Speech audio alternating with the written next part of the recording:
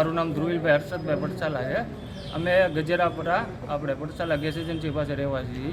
હવે અમારા પરામાં જે છેલ્લા 4-5 વર્ષથી અમે રજૂઆત પણ કરી છે, નગરપાલિકાને રજૂઆત પણ કરેલી છે. દુર્ગંધ એટલી આવે છે કે ઘરે મહિલાઓ રહી શકતા નથી, કે બાળકોને આ રોગચાળો ફેલાય અને એવું અમને લાગે છે.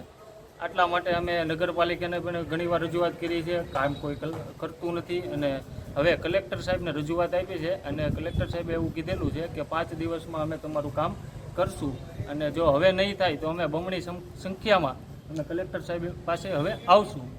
આ અમારો એક છે કે તમે પૂરું કરો, ન્યાય અપાવો અમને.